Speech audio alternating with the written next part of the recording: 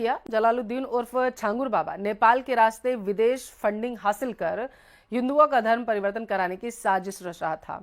जांच में सामने आया है कि रैकेट नेपाल, पाकिस्तान, दुबई, सऊदी अरब और तुर्की से मिली भारी भरकम विदेशी फंडिंग के जरिए धर्म परिवर्तन कराया जा रहा था। छांगुर बाबा ने रची अवैध धर्मांतरण की ग्लोबल साजिश। जांच एजेंसियों को 500 करोड़ की विदेशी फंडिंग का शक। इलाके की डेमोग्राफी बदलना भी था धर्मांतरण का मकसद। उत्तर प्रदेश के बलरामपुर से उठी छांगुर बाबा के धर्मांतरण की रैकेट की कहानी अब एक अंतर्राष्ट्रीय साजिश तक जा पहुंची है। खुद को पीर बताने वाला जलालुद्दीन उर्फ छांगुर बाबा अब अवैध धर्मांतरण के साथ साथ विदेशी फंडिंग के आरोपों में भी बुरी तरह फंसा है। यूपी एटीएस को शक है कि जलालुद्दीन को 500 करोड़ रुपए की विदेशी फंडिंग मिली, जिसमें से 200 करोड़ रुपए का हिसाब सामने आ चुका है। बाकी 300 करोड़ रुपए नेपाल के रास्ते भारत में ट्रांसफर किए गए। पुलिस कस्टडी रिमांड के दूसरे ही दिन यूपी एटीएस आरोपी जलालुद्दीन उर्फ छांगुर पीर बाबा को लेकर बलरामपुर उसके आवास पर पहुंच गई। एटीएस के सामने इस वक्त सबसे बड़ी चुनौती है कि मनी ट्रेल का पता लगाना, क्योंकि आरोपी जलालुद्दीन के अकाउंट में गल्फ कंट्री से जो पैसे आए वो दूसरे ही दिन वो निकल गए अकाउंट से। यानी अगर एक दिन में 10 या 12 लाख रुपए आए तो उसके दूसरे दिन ही 10,000 रुपये ही अकाउंट में कुल बचे, बाकी सारे पैसे विड्रॉ कर लिए गए। आखिरकार आरोपी जलालुद्दीन ने उन पैसों को लेकर किसको दिया और वो किस इस्तेमाल में लगाए गए। फंडिंग के लिए नेपाल के काठमांडू, नवलपरासी, रूपंदेही और बांके जिलों में 100 से अधिक बैंक अकाउंट खुलवाए गए। इन खातों में पाकिस्तान, दुबई, तुर्की और सऊदी अरब से पैसा भेजा गया। एजेंट्स ने 4 से 5% कमीशन पर कैश निकालकर पैसा भारत पहुंचाया।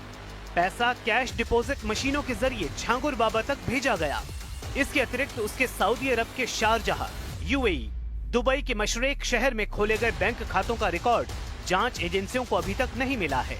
लिहाजा एटीएस पुलिस रिमांड के दौरान इनके डिटेल्स निकलवाने की कोशिश करेगी। जो फाइनेंशियल ट्रांजैक्शंस हुए हैं, खास करके जो फॉरेन कंट्रीज से इनके 40 अकाउंट जिसके माध्यम से ये गैंग ऑपरेट कर रहा था उसमें आए हैं, वो अकाट साक्ष्य है और इन साक्ष्यों का इस्तेमाल इस गैंग के विरुद्ध कोर्ट में किया जाए। छांगुर बाबा के करीबियों पर भी कसा शिकंजा।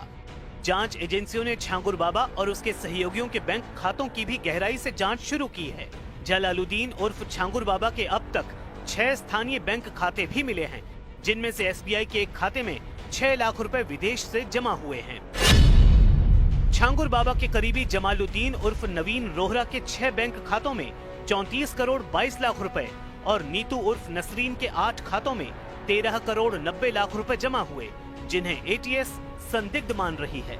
जांच एजेंसी की रणनीति साफ है। आरोपी जलालुद्दीन उर्फ छांगुर पीर बाबा को जांच एजेंसी ने बलरामपुर की उसी हवेली में जांच करने के लिए ले गई, जिस हवेली को मुख्यमंत्री योगी आदित्यनाथ के बुलडोजर ने धराशायी कर दिया था, यानी जमींदोज कर दिया था, जिससे आरोपी जलालुद्दीन अपने हवेली को मिट्टी में मिला हुआ देखकर पस्त हो जाए और वो ये समझ जाए कि उसका बचना मुश्किल ही नहीं नामुमकिन है। धर्मांतरण की आड़ में डेमोग्राफी बदलने की थी साजिश। उत्तर प्रदेश के ADG law and order Amitabh Yash का दावा है कि इस गैंग का मकसद सिर्फ धर्मांतरण नहीं था, बल्कि इलाके की डेमोग्राफी बदलना भी था। इसके लिए हिंदुओं को टारगेट बनाया जा रहा था। नेपाल बॉर्डर के करीब होने की वजह से शक है कि ये नेटवर्क अंतर्राष्ट्रीय स्तर पर फैला हुआ था। आरोपियों ने धर्मांतरण के लिए जाति आधारित रेट कार्ड बनाए थे, जैसे कि सवर्ण हिंदुओं के धर्मांतरण के लिए 15 लाख रुपए तय किए गए थे। आरोपी जलालुद्दीन उर्फ छांगुर पीर बाबा किसी भी तरीके से इलाके का डेमोग्राफी भी बदलना चाहता था। इसी वजह से वो गल्फ कंट्री से लगातार पैसे मंगवा रहा था। 200 करोड़ का ऑफिशियली ट्रांजैक्शन एजेंसी को मिल चुका है, लेकिन वो 300 करोड़ जो नेपाल से बलरामपुर लाया गया वो भी बिहार के रास्ते। उन सिंडिकेट मेंबर्स का नाम एजेंसी जानना चाहती है, जिनके नाम पर नेपाल में बैंक अकाउंट्स हैं, यानी गल्फ कंट्री से नेपाल पहले पैसा ट्रांजैक्शन हुआ, वो भी बैंक में, और फिर वहां से कैश, हार्ड कैश बिहार के रास्ते बलरामपुर लाया गया। Some person sitting abroad would not invest such huge amounts for conversion only. That area is not very far from the Nepal border, and we have learned from other sources that there have been attempts to change the demography of that area. ED भी कसेगी छांगुर बाबा पर शिकंजा। Enforcement directorate ने भी छांगुर बाबा और नीतू उर्फ नसरीन की custody लेने की तैयारी शुरू कर दी है। सूत्रों के मुताबिक ईडी ने बाबा के इनकम टैक्स डिपार्टमेंट से उसके 10 साल के टैक्स रिटर्न और 40 संस्थाओं के बैंक खातों की डिटेल्स मांगी है। इसके अलावा छांगुर बाबा की प्रॉपर्टी की डिटेल्स मिलने पर उसकी प्रॉपर्टी भी अटैच की जाएगी।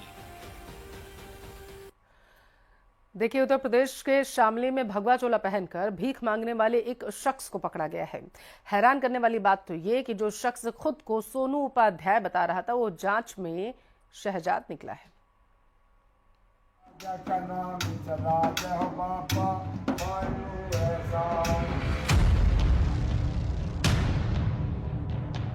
उत्तर प्रदेश के शामली से हैरान करने वाला मामला सामने आया है, जहां एक मुस्लिम युवक भगवा चोला पहनकर हिंदू कॉलोनियों में भीख मांगता पकड़ा गया।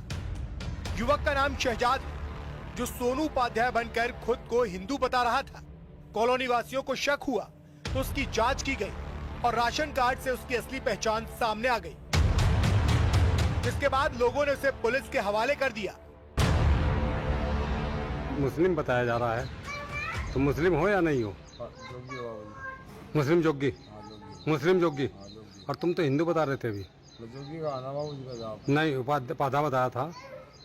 तो हिंदू जोगी हो या मुसलमान जोगी, ये बताइए। मुसलमान जोगी। इस मामले को लेकर संत यशवीर महाराज ने कहा कि यह सिर्फ भीख नहीं, बल्कि सनातन धर्म के खिलाफ एक साजिश है। कुछ मुसलमान साधुओं के वेशभूषा भगवा रंग के कपड़े पहन करके हिंदुओं में मांगने का कार्य कर रहे हैं, और दिन में वे रेकी करते हैं और रात्रि में घटनाएं करते हैं। और जब उसका नाम पूछा गया तो अपना नाम हिंदू बता रहा है, परिवार का परिवार मांग रहा है, और सभी अपने को हिंदू बता रहे हैं। लेकिन जब उनसे गहन पूछताछ हुई तो फिर उन्होंने अपना नाम मुस्लिम बताया। लोगों के आक्रोश के बाद पुलिस ने इस मामले को गंभीरता से लिया है। एएसपी ने मामले की जांच और कठोर कार्रवाई के निर्देश दिए हैं। सोशल मीडिया के माध्यम से और आप लोगों के माध्यम से जानकारी प्राप्त हुई थी, कुछ लोग भेष बदलकर और या शायद धर्म बदलकर भीख मांगने का काम कर रहे हैं। इसमें थाना चिंझाना के पूरे तथ्यों से जांच करने के लिए बताया गया है। थाना चिंझाना द्वारा इसमें जांच की जा रही है। जो भी अविधिक तथ्य प्रकाश में आते हैं, अगली वैधानिक कार्रवाई कराई जाएगी। फिलहाल हिंदू बनकर भीख मांगने वाला आरोपी शहजाद पुलिस की गिरफ्त में है। आरोपी से पूछताछ की जा रही है। हालांकि इस मामले को लेकर लोगों में गुस्सा साफ देखने को मिल रहा है।